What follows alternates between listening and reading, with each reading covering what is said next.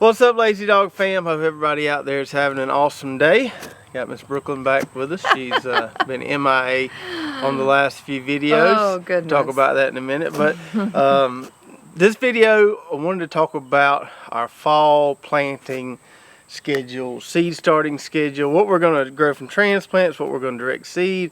Now that we've got the greenhouse behind us here, we're going to be, growing a lot of transplants. So I've had a lot of people asking, when are you going to do this? When should I do that? Yeah. And I want to just kind of outline my tentative schedule. Things don't always go as planned, but at least my plans. This is the #1 question we get asked by family, friends, Facebook, YouTube, whoever. So I'm so glad you're doing this video. Yeah. So good stuff. Yeah, Brooklyn's been missing on the videos. School for us just started back this week, which means things are crazy busy, and she works all day and gets home, just has a few hours with the kids, and then they go to bed. So a lot of the videos I've just been doing during the day since I work at home.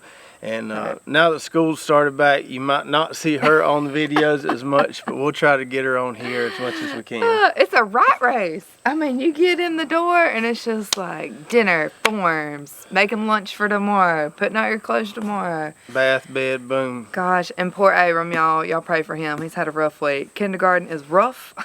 Yeah. I was trying to lay with him earlier and I asked him all this stuff about school. I said, well, what's like your biggest complaint? Man, he listed a laundry. I thought it was just going to be 1 or 2. He's like, it's the time of recess. It's the no naps. It's what you packed me for lunch.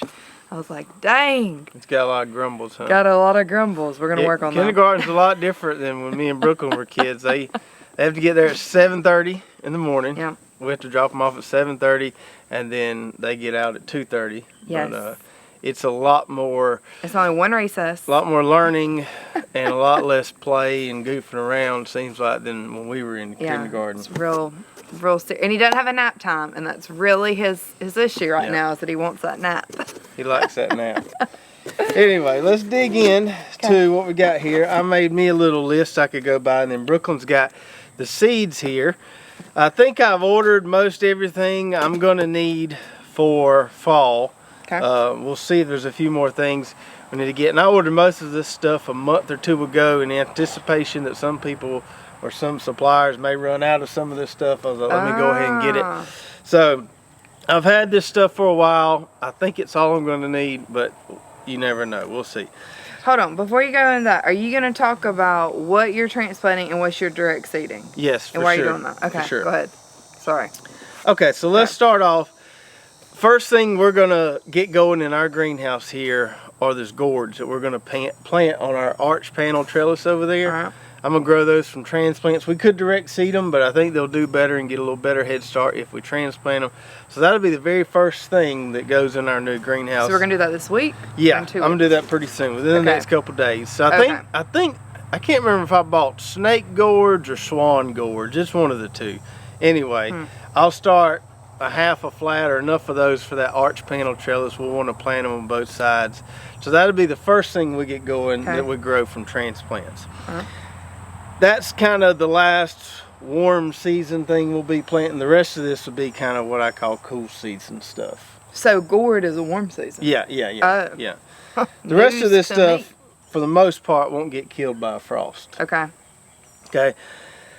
The other thing that I'm going to get going pretty soon, probably right after the gourds, if not on the same day, is I've got some what we call cool flowers. So flowers that don't really do good in the middle of the summer, but do better in early spring and fall. So I've got some giant marigolds. Let's see. You said I was going to get the seeds, but I don't know how you're probably going to I got them split up by rubber band here. Oh. So we can, you hold the, we don't need that one. That one's misplaced. So I got some giant marigolds. I just mowed down some of our marigolds we had planted in the spring that kind of got messy. Giant orange. Giant orange marigolds. Got it. We've got some calendula, which we love. We made salve and oils and all that stuff from those before. I've got some bachelor button, which doesn't say bachelor, it's called centaurea or something like that. Oh, right there. Yeah. So those Classic Magic. You're not. There's a lot of names on here. Well, I'm going with common names, and some of these places list more of the scientific names. Got it. So I've never really grown bachelor button, but it's a pretty little flower. I figured it'd be nice to have. Okay. And then we've got some snapdragon. Ooh, Abram. We've never grown those. Abram's been driving me crazy about. There's some video game or some YouTube video he watched. They talked about snapdragons, and he's been asking all about it. So, I mean, in it to win it. He is. We're gonna grow some snapdragons. Okay. So the gourds and those flowers, we're gonna get those started in the greenhouse ASAP. Now, why do we have to transplant these? I feel like most flowers are just like. Well, we want them to be in a more defined row. Okay. And a lot of these flower seeds are really, really tiny. So if you do direct seed them, it's hard to get an accurate seed spacing. So we're just going to transplant them. We can put them.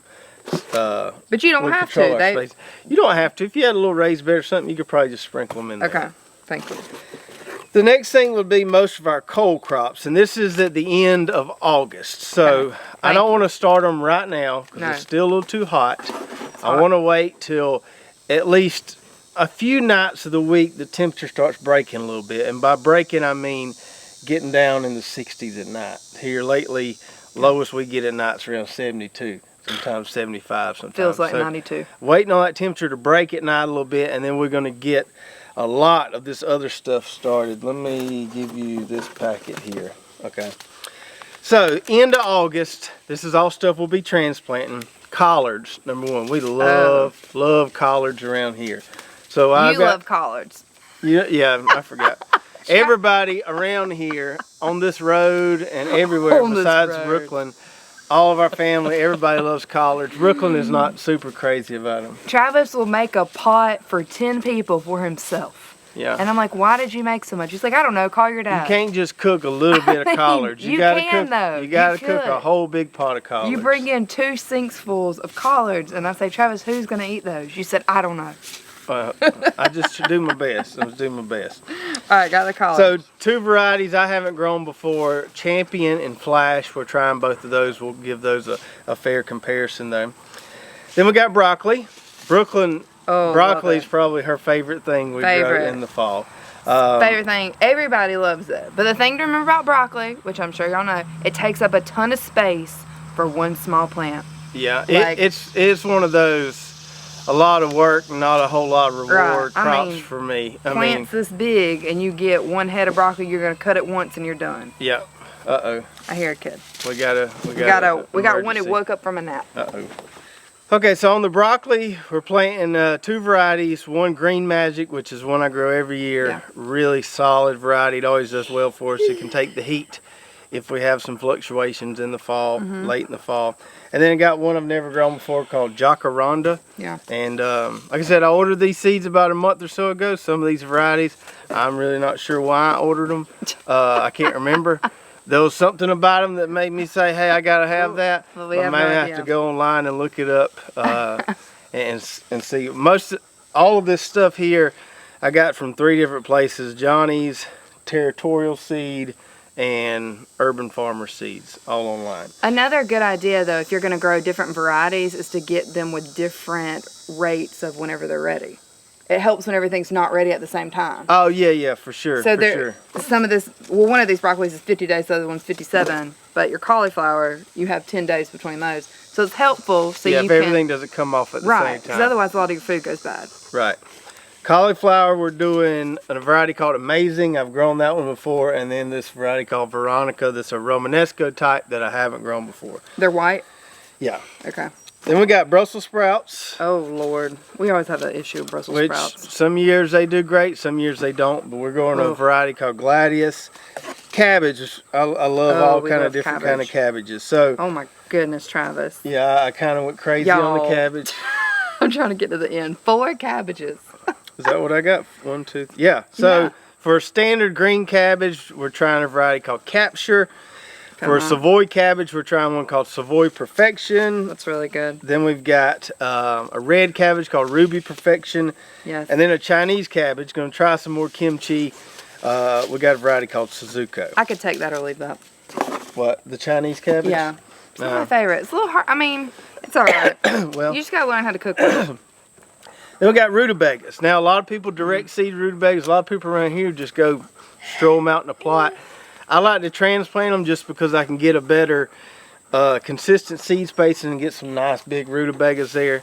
We've got 2 varieties, Eleanor, which I've never tried, and then American Purple Top, which I have tried, kind of an old standby variety. Rutabagas. Then we've got some pak choi, which is a nice, fast, excuse me, crop to grow in the fall and winter around here. Is that like bok choy? Yeah. You can succession plant this stuff. Usually it comes off in 20 or 30 days. So you can plant a round of it every few weeks if you want to. It's a really fast, good, nutritious, tasty. It's good to just have some of these seeds around. You can pop them in anywhere you need them. It's good for Asian style cuisine. Right. I really like it like that. And succession planting, I think, is key to make your fall garden. Like you said, you don't want everything ready at one time. That's right. Because then you just can't eat everything and it wastes, or, you know, it's just nice to keep being able to have it. I like to succession plant with lettuce too. Yep. You're good about We're doing going to talk about lettuce in a little bit. Then we've got kale. Would be the last thing that we're starting seeds for in the end of August. Now we've got that Blue Ridge kale over there that's still kicking, and who knows what it's going to do this fall and winter. If some reason something gets that, I'll get me some more seeds of that, but I haven't bought any yet because that's still going. But I've got a variety called Black Magic. That's a lacinato type, and then this other variety, the Air Up. That's one of those. I don't really know why I ordered that. We'll just see what happens. Okay. So those are all the things we're going to start seeds for transplanting in early August. So most of these things, you're looking at 5 to 6 weeks from seed to viable transplant ready to go in the ground. We're looking to getting these things in the ground late September, early October. So we're going to start them at the end of August, and then, you know, like I said, maybe 4 to 6 weeks is a better estimation of how long it takes to have a viable transplant. To put in the ground. Yeah, to put them in the ground. When it says 50 days or 60 days, that's counting the day you started in the seed tray? It varies between seed companies. Some places are listing days from transplant, and some places are listing days from seed. Oh, Lordy, so you have no idea. It's tricky. It's tricky. That's why I just kind of come up with a schedule here, and I don't really look at those maturity dates that much. Oh, 2 more things we'll be starting at the end of August. Cilantro and dill, 2 herbs. Got those there. So that's the things we're going to be starting to grow transplants at the end of August. Now early September is when we're going to get all our lettuce going. Trying to find it. I like to wait a minute on all the lettuce. Here we go. Oh, found it. Look, Tata, we found it. I like to wait a little bit later to get the lettuce started, just because I've had the problem in the past of putting lettuce transplants in the ground when it was still too hot, and they bolt. All you can, well, they bolt and they die. Ooh. And if it's just too hot, it's hard to keep them alive. Yeah. Even if it's a good heat tolerant variety. And they look ugly. Yeah. So I'm going to wait till early September to start my lettuce, and lettuce are probably one of the fastest things to go from seed to viable transplant. It doesn't take long at all. Once those things germinate, boom, you've got a transplant ready to go in the ground. And how long do you think? I believe I've seen them get ready in 3 to 4 weeks before, if you push them right. Dang. That is good. So, y'all, and lettuce is something you can grow in a little bitty bucket around the house. That's what I like. You grow it anywhere. Keep stuff out here, and then, you know, we, like we've said before, we moved into my dad's childhood home. There was a bunch of old farm stuff in here, big galvanized buckets. I put one by the house, planted lettuce in it, and it's perfect because I have something right there outside. I don't have to come all the way out here. Not like it's way out here, but you know what I mean. It's nice to have something just right there. So I got all pelleted lettuce seed, just because the pelleted seed's so much easier to use when you're putting it in. Mama, I want to go home. You want to go home? Okay, hold on just a second. The pelleted seeds are so much easier when you're putting them in the seed trays. The only trick with lettuce, and this is another reason why we wait a little longer, there's some varieties, if you try to plant them when it's too hot outside, they don't like those warmer soils. So you need the soil to cool down a little bit before you do that. So we like butterhead lettuce, we like romaine lettuce, and we like leaf lettuce as well. So I have Adriana for butterhead. I've grown that one before, it's pretty good. Romaine, I've got one called Sparks, never tried it before. And leaf lettuce, we got one called Tropicana. Supposed to be pretty heat tolerant. We'll see how they do. All right, so lettuce, early September, growing those from transplants. Mid-September, we're gonna put some English peas in the ground. We're gonna direct seed those. Some people transplant them. We're gonna direct seed them. English peas is one of those things, almost kind of like Brussels sprouts. Some years we do good with them, some years we don't. They like the in-between weather, around 70 degrees. Some years it goes from hot to cold too quick on them. But we try them every year. We like them a lot. They're good to eat, so we'll direct seed some of those. The variety I'm planting for those, one I haven't tried before, it's called PLS 595 from Johnny's. And then as far as getting transplants going mid-September, that's when we'll get our onions and leeks started. We grow our own onion plants as opposed to buying plants. For the leeks, we've got Tadorna leeks, which is a solid variety I think I grow every year. Really like that one. Leeks take a while, but they hold well through the winter. Yeah. Nice crop to overwinter. And then onions, which we overwinter down here in South Georgia in 8B. I haven't got all my onion varieties yet. I've gotten two. One called Red Rock I've never tried before, and then I've got some Texas Early Grano, which is, if you don't know, is the same thing as Texas Legend. Oh. So we'll be growing that one, and there's probably a few other varieties I'm going to add to the mix there. I haven't really decided yet, but mid-September is when we'll get our onions started, because we want to aim to get those in the ground, onions and leeks. Aim to get those plants in the ground late October, early November. Early October, what you got right here, is going to be all direct seeding. Okay? So this is carrots, beets, parsnips, and spinach. Carrots, we're doing Red Sun, we're doing Dragon, which I believe is a purple one, and then the orange one, we're doing a variety called Napoli.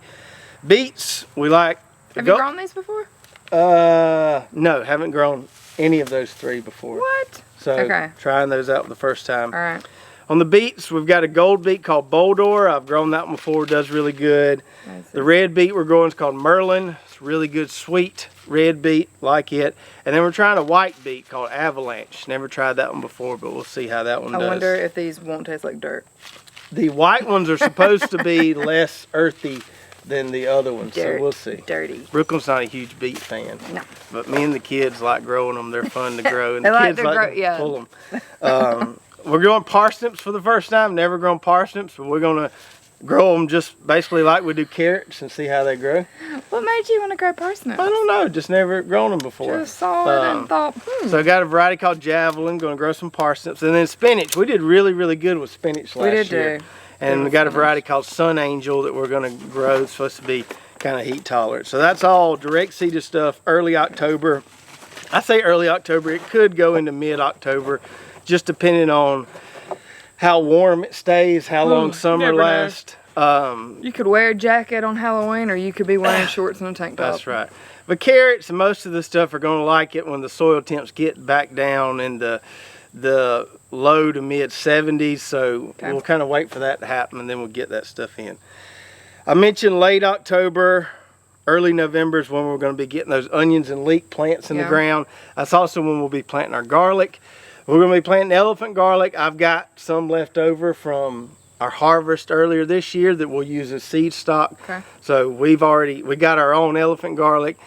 Now I ordered some hardneck, some traditional garlic, which You gonna try it? we're going to try it. Yeah, I've had some subscribers say that if you put it in the fridge or freezer, as soon as you get it, and then until it's ready to plant, just keep it in the fridge or freezer, keep it really cold, that you can get it to work. So we're going to try it. I got, I want to say 4 or 5, maybe 6 varieties from a place called Fillery Farm. So we're going to try some traditional garlic. Never in my life seen anybody, but we're going to try it. I bought 6 different things of it. Well, just to try it. Well, you buy 6 different ones because maybe 1 or 2 of them doesn't work. Maybe the other 4 will. We're going to have 16 rows of garlic. That's right. So you gotta diversify your portfolio. Yeah, I understand. The last 2 that I need your guys' help on, because these, I don't have any clue on these, and these may just not work down here at all. Or I couldn't find it. Where did those 2 go? I don't know. You maybe did, and I might have. What are you looking for? Anyway, fennel and celery. Oh, I did see that. I read. Never grown celery, not even sure if it's... Here's fennel. It might be too hot celery. down here to grow celery. I don't know. We're gonna try it. And then we've got some fennel. Never grown fennel before, but here it's pretty good. We're gonna try that too. If you got any tips on growing fennel or celery in the South, please do put those below. Give us some help there because we're going into that one a little bit blind. I'll do my own research, but I always trust your guys' opinion on this stuff. So, lots and lots of stuff to plant in fall. I always tell people there's way more things you can grow in the fall and winter garden than what you can grow as far as diversity of crops. You can grow a lot more different stuff in the fall and winter than you can during the hotter months. Yeah. Are you growing another thing of corn? No. You're Well, we done. got that glass gem corn. But I mean, you're not growing any more like eating corn. No more sweet corn. Okay. We usually grow that in the fall, but not. So. What are you not growing that we normally grow? I feel like there's a few things missing. Well, sometimes I'll plant cucumbers in the fall. I don't think I'm growing any kohlrabi this year. Thank goodness. You don't really care for the kohlrabi. Don't act like it's just me, Trav. You also are like. It's all right. A little bit of it. It's not worth growing. I mean, we didn't eat it enough, and every day. It's hard to give away because nobody knows what to do with it. And the people who did try it, you either loved it or they hated it and asked you, please don't put this in my bag again. Right. So we're in 8B, and this schedule is based off zone 8B. If you're in 8A, you're probably a week or two ahead of us. What you mean? So, if in the spring, the folks up north are behind us. Okay. But in the fall planting, they're ahead of us. You're saying they need to start earlier? They need to start earlier. Okay. Okay. Yeah. So, some of you may be thinking, uh-oh. Some of you need to get your plants overnighted. Anyway, so if you're in 8A, you're probably a week or two ahead of us. If you're in 7, you're probably a month ahead of us and so forth. You can kind of gauge it by that. But we're in 8B, and this is kind of the schedule I go by every year. It varies because our summer doesn't always end at the right time. Fall doesn't always start at the same time.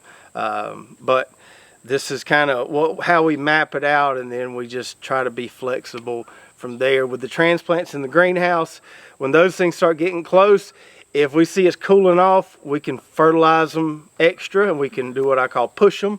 So they'll be ready to go in the ground if we see that fall's going to come early.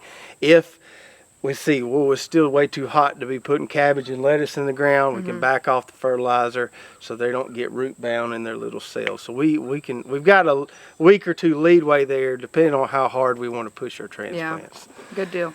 So if you don't grow a fall garden, you definitely should. I know I won't say most, at least around here, most people don't grow a fall garden. They'll go out and scatter some mustard seeds or whatever, but you don't see near as many fall gardens as you do spring and summer gardens.